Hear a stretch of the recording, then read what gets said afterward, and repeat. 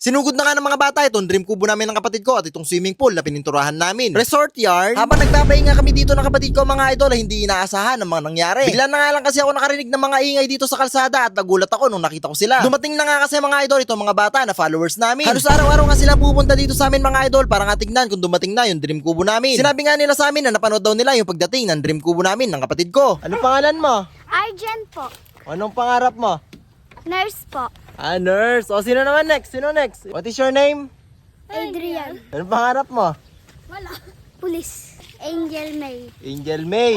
Ano pangarap mo? Teacher. Teacher. Pares kayo na. Pares kayo. Dan Gabriel Tamayo. Sundalo. Sundalo. Sundalo Manguli ng kriminal. Sino pumasok dito sa loob?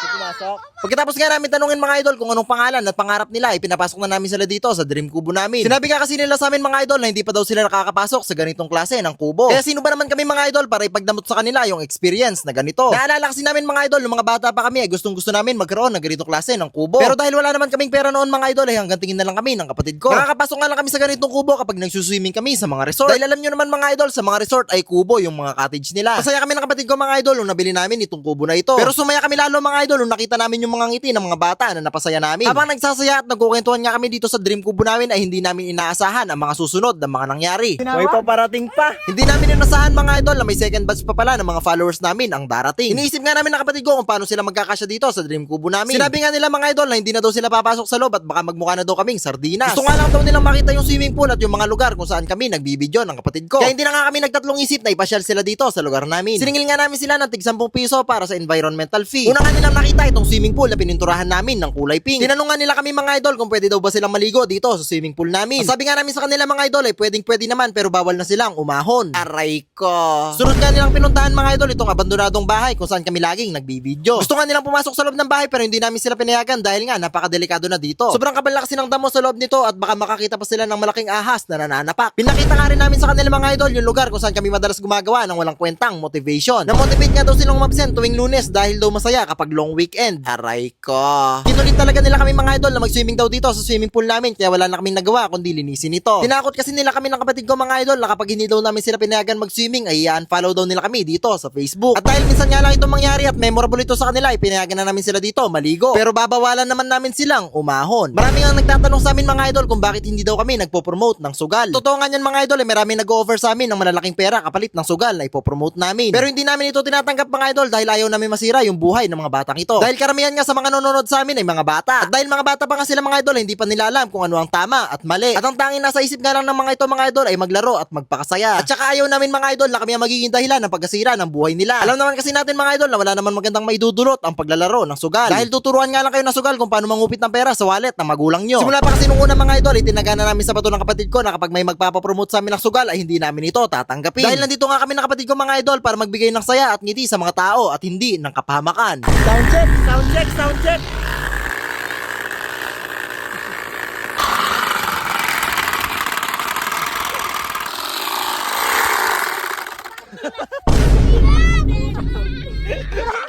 Sa mga oras nga na ito mga idol ay sobrang saya namin ng kapatid ko dahil para nga kaming bumalik sa pagkabata. Pansin kasi namin mga idol sa panahon ngayon ay bihira na lumalabas yung mga bata sa mga bahay nila. Tanging hawak na nga lang nila mga idol ay cellphone dahil sa paglalaro ng online games. Sobrang saya talaga namin ng kapatid ko mga idol dahil kami ang naging dahilan ng pagsama-sama ng mga batang ito.